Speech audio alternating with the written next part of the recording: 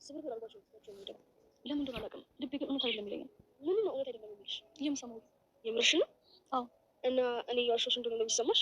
እኔ መች ዋሸሽኝ አልኩኝ። ልቤ ያለኝ ነገሮች እንግዲህ ምከረም ቢካለ አይደል መስተረቱ።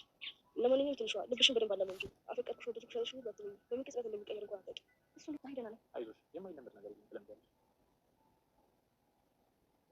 ምንድን ነው ብር ነው ምን እና ለምንድን ነው ጓደኛሽ ስለሆንኩ ነው። አይ አልፈልግም። አመሰግናለሁ። ምን ሆነሻል? ቀለል አድርጊ። ጁስ ያስፈልግም። እባክሽ አትከራከሪ። ምንም ማለት እኮ አይደለም። ደግሞ እኮ በጣም ለአንተ እንትን ነገር ይገምቻል። በዛ ላይ እንደዚህ መሆን የለብሽም። ሰዎችን ከሰሪ ምናምን በቃ ማልቀስ ይበቃሻል። አሰላሙ አለይኩም ወራህመቱላሂ ወበረካቱ። ውድና የተከበራችሁ የፍቅር ጎጆ ቤተሰቦች እንዴት አደራችሁ? እንዴት ስዋላችሁ? ሁላችሁንም ሰላም ብያለሁ። እንዲሁም ክርስቲያን ወገኖች ሰላም ብያለሁ ማለት ነው። ዛሬ እንግዲህ በአዲስ ቪዲዮ መጥቻለሁ። ለዚህ ቻናል አዲስ ከሆናችሁ ሰብስክራይብ፣ ላይክ ማድረጋችሁን ፈጽሞ እንዳትረሱ ማለት ነው። ውዶችዬ ዛሬ ሌላችሁ የመጣሁት እንግዲህ ትንሿን ድራማ ነው ክፍል 18 ማለት ነው። እነሆ እንድትከታተሉ በአክብሮት ጋብዛለሁ ማለት ነው። እንግዲህ ትንሿን ለማስታወስ ያክል እንግዲህ ያው እንትና እኔ በነገራችን ላይ ባለፈውም ተናግሬዋለሁ ደጋገምሱ እንዳትሉ ማለት ነው። እና ኢዛና ላይ በጣም ማለት አሁን ሴቶቹም እነ እንትናም ስለተደራረቡ የኢዛና እናት አሁን እኔ አላውቅም። ኢዛና አሁን ትንሿን ሊጠላት አይችልም በፍጹም ማለት ነው። ልትረሳው አትችልም እሷው ማለት ነው። ነገር ግን አስበሳቸው ይጎዳዳሉ። ይህን ስላችሁ ምን ማለት ነው? አሁን ኢዛናም እንዴት ትከዳኛለች? ገና ባቀፋት ገና እቅፍ ውስጥ ባያት ነው። ለነገሩ ከእቅፍ ሌላ ምን አለ? በነገራችን ላይ ማለት ነው እሱን ስላየ ነው ከእሷ የራቀው ማለት ነው። እና እሷ ደግሞ ያው በሰማችሁ ነው ለምን እንዳደረገው ራሱ ለምን ምክንያቱን ራሱ አሁን እኮ ሰው ሲከዳው እኮ ለምን እንዴት ምናምን ተብሎ ሊጠየቅ መልካም ነው ማለት ነው። ያን እድል እንዳያገኙ ደግሞ እነሱ ሴራቸውን እየተነሰሱ ነው ማለት ነው።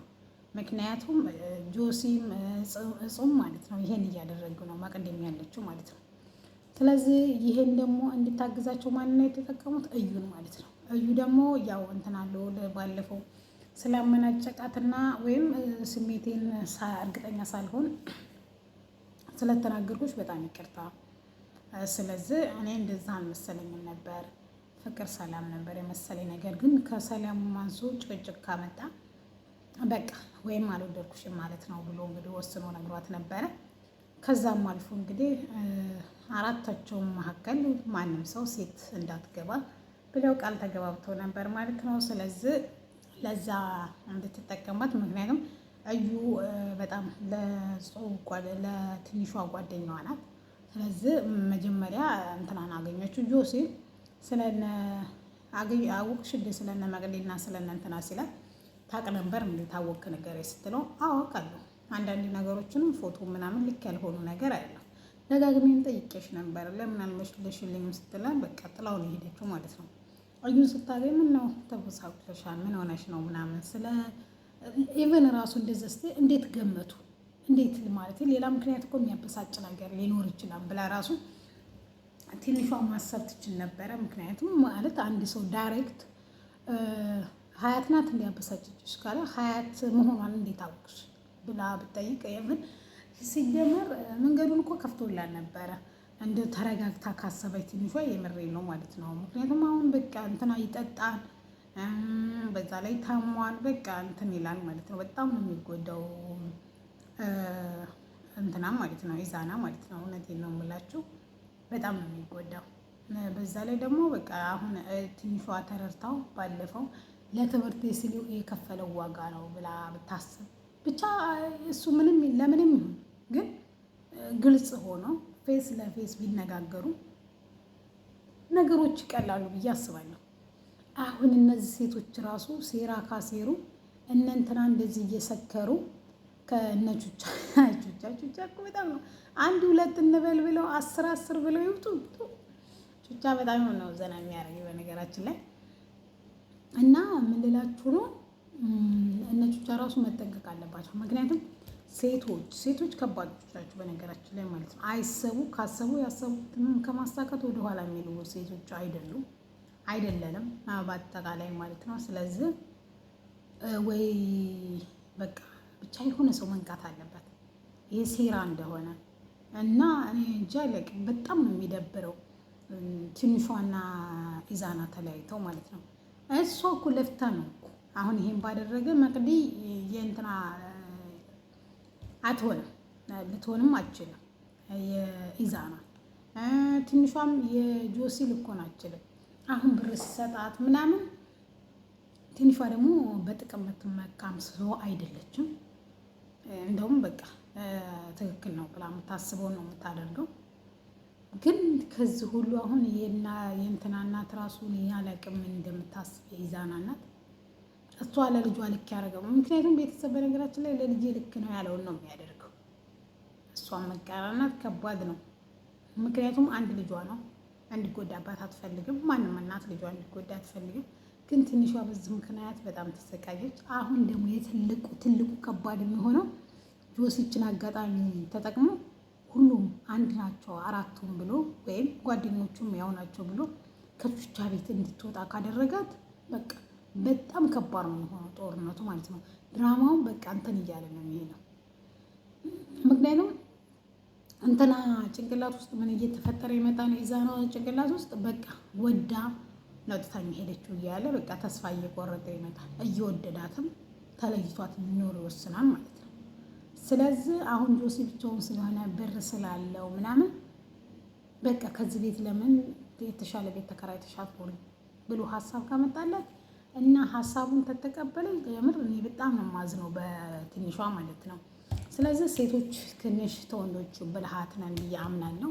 አልቅሰንም ቢሆን ይወጣልና ነቃ እንላለን ማለት ነው። ኢዛና አሁን አየች የተደበቀ እንትን ውስጥ መጠጥ ውስጥ ብርጭቆ ውስጥ ማለት ነው።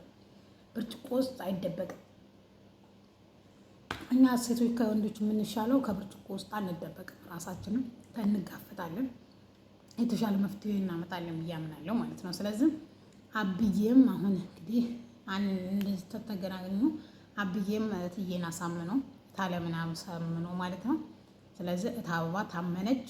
ቹቻ ማለት ከቹቻ ቤት ወጣ ወደ ኢዛና ቤት መግባት አለበት። ምክንያቱም በየጊዜው በየደቂቃው የሆነ ክፍተት ማለት ሲራራቁ የሆነ ክፍተት ይፈጠራል።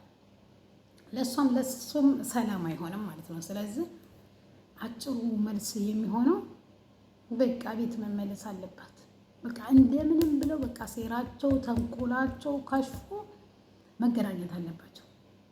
ምክንያቱም ካተገናኙ ከባድ ነው የሚሆን ከባድ ማለት ነው።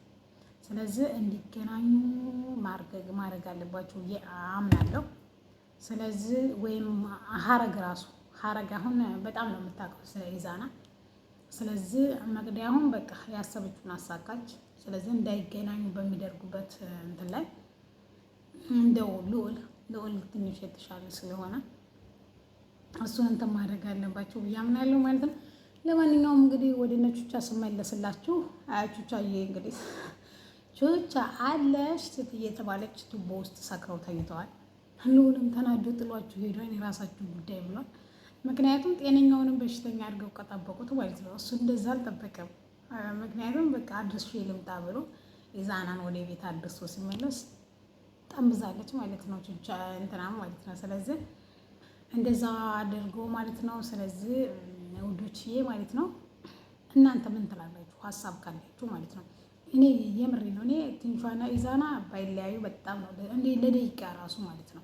ምክንያቱም ገና እኮ ናት። ገና እኮ በደንብ እንኳ አልወለደችው ገና ነው እኮ ማለት አሁን በጣም ያኔ የሞቀ ፍቅር ቢሆን ተሱ ተለይታ ልትኖር አትችልም ብላችሁ ታምናለች። ገና ማፍቀሯን ራሱ እኮ ገና ካመነች እኮ ቀናቶች እኮ አልተቆጠሩ ገና 2 ቀን ናቸው ማለት ነው። ስለዚህ በዛ አጋጣሚ ምናልባትም በቃ ከዳኝ ብላ እንዳመነችው ተስፋ ቆርጣ ልትሄድ ስለምችል ተስፋ እንዳትቆርጥ እንግዲህ ኢዛና ጓደኞቹ ብቻ መከፈል ያለበትን መስዋዕት ተከፍሎ ተገናኝተው መነጋገር አለባቸው።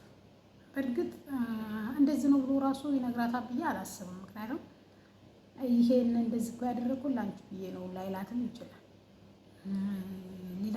ላይላትም ይችላል ማለት ነው። ስለዚህ እኔ እንደ ሀሳብ ማለት ነው የእናችሁ ሴራ ይክሸፍ ብያለሁ ማለት ነው። እናንተ ደግሞ ሀሳብ አስተያየት አላችሁ አስቀምጡ። ያው ቪዲዮን ቆርጬ አስገብቼላችኋለሁ ማለት ነው። እናንተ ደግሞ አይ ብላችሁ እንትን የምትሉ የሴቶቹን ሴራ ያሰቡትን ማለት ነው። በአንድ ተደራጅተው እንግዲህ ወደ ኋላ የለም ብለው ሁሉም ቃል ተገባብተዋል ማለት ነው። ቃላቸውን ደግሞ ያከብራሉ ማለት ነው። እና ጋይስ ለዛሬ ይዤላችሁ የመጣሁት ክፍል 18 ይሄን ይመስል ነበረ። ከወደዳችሁ ላይክ ሼር አድርጉ ማለት ነው። ዛሬ የመጣችሁት ይሄን ይመስል ነበር። ሰላም አለይኩም ወራህመቱላሂ ወበረካቱ።